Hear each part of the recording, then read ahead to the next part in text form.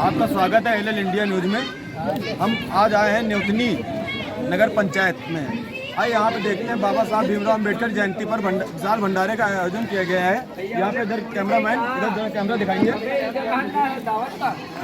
ये देखिए किस तरीके भंडारे का आयोजन किया जा रहा है। आइए यहाँ से कुछ लोगों से बैठे हुए लोगों से हम बात करते हैं।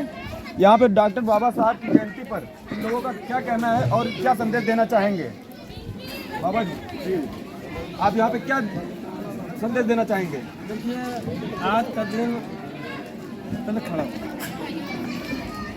मैं साथियों, आज का दिन संदेश जो देने का है, ये सौभाग्य की बात है कि देश में ये संसार जब से बना, भारत के अंदर तमाम शक्तियाँ आई, विश्व में आई, लेकिन भारत के अंदर परम पूज्य बाबा साहब अम्बेडकर अगर ना आते तो दलित और पिछड़ा और सर्व समाज की नारी इस देश के आज़ाद न होती। इसलिए आज का ऐसा दिन, आज का ऐसा पर्व है कि जो सर्व समाज के लिए ये जो है मतलब गौरव की बात है। परम पूज्य बाबा साहब का अम्बेडकर को प्रत्येक नागरिक को जो है आज के दिन जितने महापुरुष हुए हैं उन महापुरुषों से सबसे हटके जो कुदरत का कानून कहा जाता था, आज तक जो है किसी ने ऐसा कानून नहीं दिया लिखा पढ़ी में। पहले तो ये कहा जाता था कि कानून जो बने हैं शूद्र समाज को, पिछड़े समाज को, नारी समाज को, कि जो मतलब यहाँ कोई अधिकार नहीं है। मैं सौभाग्यशाली हूँ कि ऐसे समय पर पैदा हुआ हूँ। परम पूज्य बाबा साहब डॉक्टर अम्बेडकर से लगाकर माननीय कांशीराम साहब ने और बहन कुमारी मायावती जी ने संघर्ष किया। उस संघर्ष का नतीजा है कि आज हम उत्तर प्रदेश के अंदर सर उठा के जी रहे हैं। इसके लिए बहुत बहुत सर्व समाज को, परम पूज्य बाबा साहब अम्बेडकर, माननीय कांशीराम साहब को, जितने सर्व समाज में महापुरुष पैदा हुए हैं, मैं उनके चरण वंदन करता हूँ, स्वागत करता हूँ। और साथियों, इस दिन राजनीति नहीं करना, हम राजनीति करने नहीं आए हैं। हमारी अब वहाँ नगर पंचायत में आए हैं तो मेरी बहुत राजनीति की बात नहीं है। यहाँ पे ये कहने मतलब है आप यहाँ की बहन बेटियों को क्या संदेश देना चाहेंगे। तो वही मैं बता रहा हूँ कि मैंने बताया ना कि अगर नारी से लगाकर 18 साल से जो भी यहाँ पर जो है नागरिक इस देश में पैदा हुआ है, अगर कोई महापुरुष पैदा हुआ है, अगर कोई तीर्थ व्रत जो है मतलब और जहाँ जो सम्मान देने की बात आई है, जितने तीर्थ वर्ष से बढ़ करके माननीय कांशीराम बाबा साहब का वो जो है जन्मदिन मनाने के लिए मैं कहता हूँ सब कुछ छोड़ करके परम पूज्य बाबा साहब डॉक्टर अम्बेडकर, महिलाओं से भी, पुरुषों से भी, 18 साल के बच्चों से भी मेरी एक पुरजोर अपील है कि अगर आपके लिए अनुसूचित जाति पिछड़े समाज नारी के लिए जो है अगर कोई यहाँ जो है मतलब महापुरुष पैदा हुआ है अच्छे। आपका नाम क्या है। कैलाश नाम है मेरा, कैलाश। सर आप यहाँ के क्या हैं। मैं यहाँ का निवासी हूँ, मूल निवासी हूँ। जी यहाँ पे भंडारे का आयोजन किया गया है, किस आधार पे, मतलब बाबा साहब अम्बेडकर जयंती पर। बाबा साहब डॉक्टर भीमराव अम्बेडकर जी की जयंती के उपलक्ष्य में नगर वासियों ने, अम्बेडकर नगर के सारे लोगों ने मिलकर भंडारे का विशाल आयोजन किया है। एक सामाजिक एकरूपता बनाए रखने के लिए, समाज को एक तरफ से एक माले में पिरोने के लिए ये पूरा आयोजन किया गया और पूरा समाज जो है एकजुट होकर रहेगा और एकजुट होकर चलेगा जहाँ भी जाना। अच्छा, जैसा ये बताइए, बाबा साहब ने बहुत मतलब शिक्षा की बात की है। उन्होंने कहा है कि हमें धोखा देने वाले शिक्षित लोग हैं, क्या वो ये बात सत्य है। बाबा साहब ने कहा होगा सत्य है, लेकिन बात ये, जब मैं शिक्षा का स्वरूप ही दूसरे तरह से लेता हूँ, मैं शिक्षा को पढ़े लिखे से जोड़ता ही नहीं हूँ। शिक्षा का मतलब होता है कहीं ना कहीं ज्ञान प्राप्त करना जी। तो ये तो जरूरी नहीं कि जिसने BA कर लिया, MA कर लिया, PhD कर लिया वही शिक्षित है। जो पढ़ा लिखा नहीं वो शिक्षित नहीं है, वो भी शिक्षित है। क्या उसने कहीं शिक्षा ग्रहण नहीं की। अगर हमसे आपसे कुछ उसने पूछा है, कहीं बड़े के पास में बैठ के कुछ सीखा है, शिक्षा किसी चीज़ की ग्रहण की, अगर किसी ने अगर खाना बनाने की भी शिक्षा ग्रहण कर ली कहीं से, तो वो भी तो शिक्षित ही हुआ, अशिक्षित कहाँ हुआ। नहीं, अभी देखता हूँ अगर कोई DM SDM के पास जाता है, अगर वो गंदे संदे कपड़े पहने होता है, उसको चपरासी बाहर से ही खेद देता है। ऐसा मतलब ये कहते हैं अशिक्षित है। ये शिक्षित होना बहुत जरूरी नहीं है। हाँ, वो चपरासी की अपनी अलग मानसिकता हो सकती है। चपरासी का लेवल क्या होता है, वो कैसे बना हुआ है, इधर उधर से करके बना हुआ, लेकिन IAS PCS लोगों की ऐसी कोई मानसिकता नहीं होती है। वो लोग तो सबको समान रूप से ही देखते हैं, जहाँ तक मेरा अनुभव है।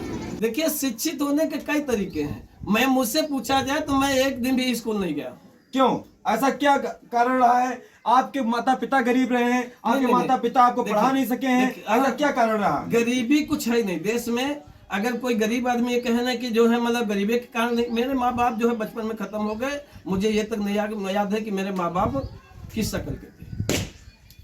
चलिए, बाबा जी की मजबूरी थी जो ये नहीं पढ़ पाए, इनके माता पिताजी नहीं रहे इसलिए नहीं पढ़ पाए।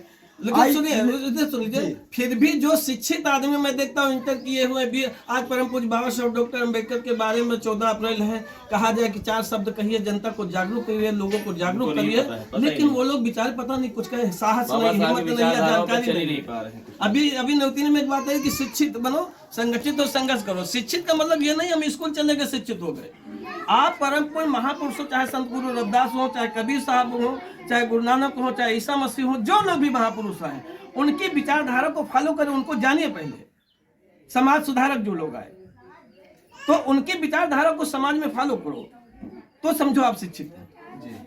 और पहले इंटर कर लिया, तुमको कुछ बोलना नहीं मालूम, बैठने को नहीं मालूम, समाज को समझाने का तरीका नहीं मालूम, तो इसका मतलब आप पढ़े लिखे गंवार हैं। नहीं, मैंने देखा है गांव से पढ़ लिख के कोई डीएम बना है, कोई एसडीएम बना है, कोई प्राइम मिनिस्टर बना है। अभी तो इससे पहले रामनाथ कोविंद थे, दलित थे, लेकिन उन्होंने जनता के लिए क्या किया, देश के लिए क्या किया। नहीं, विचारधारा एक होती है। देखिए उन्होंने जो जिस विचारधारा से गए हैं, जो रामनाथ कोविंद है वो बीजेपी आरएसएस के जो है मतलब गुलाम थे। वो अलग बात, राष्ट्रपति बन गए, आरएसएस के गुलाम थे जी। वो लोग जितने लोग चाहे वो सांसद बन जाए, विधायक बन जाए, मिनिस्टर बन जाए, अगर आरएसएस का गुलाम, देखिए अम्बेडकरवाद और सामंतवाद दो चीजें हैं इस देश भारत के अंदर, 2 चीजें हैं। अगर अम्बेडकरवाद को पढ़ के जाओगे तो समाज की लड़ाई लड़ोगे, और अगर सामंतवाद को पढ़ के जाओगे तो देश को गुलाम बनाओगे। आप आरएसएस का नाम ले रहे हैं, आरएसएस वाले अगर आप पे कुछ कह दें, अगर आपके ऊपर कुछ हस्तक्षेप कर दे तो आप क्या करेंगे? क्यों हस्तक्षेप कर, मैं कोई गलत बात कह रहा हूँ? नहीं, आप गलत बात नहीं बोल रहे, लेकिन वो तो गलत ले सकते हैं। वो गलत लेंगे तो चर्चा करें, भाई हम कोई गलत बात नहीं कहते भाई। अगर आप लोग वाकई में सही, जैसे आज की बहुत चल रही कि अम्बेडकर मूर्ति लगाने का नकल, आज के लोग भी क्या कर रहे हैं, सारे दल के लोग नकल कर रहे हैं।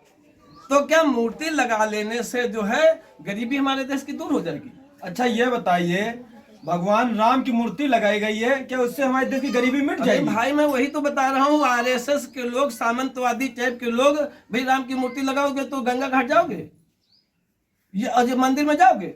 मंदिर में क्या है, भुखमरी, गरीबी, और एक समाज आगे जाएगा उससे, उस विचारधारा से। लेकिन कुछ लोगों का कहना है कि मंदिरों की वजह से तो हमारा पेट चल रहा है। कुछ लोगों को चल रहा है ना, तो उसका तो धंधा है, वो तो बताएंगे। जैसे कथा, लोग इतनी बड़ी किताब ले लिए, उससे जाते हैं चारों तरफ, जो है कि मतलब आपके घर में जाएंगे, कथा कहेंगे, जो सबसे बढ़िया कथा कहने के बाद चरणामृत होगा वो जो है ना लेंगे, फिर आटा ले लेंगे, आटा से तुम्हारा खाएंगे नहीं, जानवर से जो है, जानवर को उनका जानवर भी तंदुरुस्त, जो माल ले जाएंगे उससे वो तंदुरुस्त, फल सबसे बढ़िया होगा ले जाएंगे, फिर पैसा भी लेंगे। जो पैसा लेंगे कथा कहने वाले लोग, वो तो वहाँ जो है अपने बच्चे पढ़ाएंगे उसी पैसे से, और तुमको क्या मिल रहा?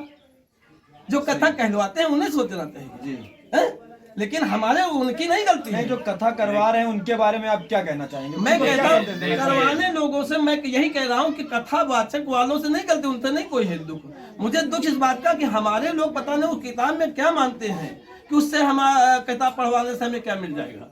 हमें दुख तो इस बात चाहते हैं बाबा जी, हम कहना चाहते हैं कि अगर आप विचारधारा की बात कर रहे हैं, समाज की बात कर रहे हैं, आप कह रहे हैं कि हमारे पंडितों से, ठाकुरों के ये जो कथा भागवत कराते हैं इससे हमारा कुछ कल्याण होता है, तो जरूर होता है, जिसका होता होगा वो। लेकिन मैं ये मान चला हूँ कि अगर बाबा साहब की विचारधारा को आप उठाकर देखेंगे तो आप कोई न कोई पढ़ लिख कर कुछ डीएम बना, एसडीएम बना, कुछ आईएएस बना, कोई पीएस बना, कुछ न कुछ कोई मुख्यमंत्री बना। भारत की आदरणीय मान्य बहन जी 4 बार संविधान की ताकत थे, वो भारत की 4 बार मुख्यमंत्री रहकर दिखा दिया।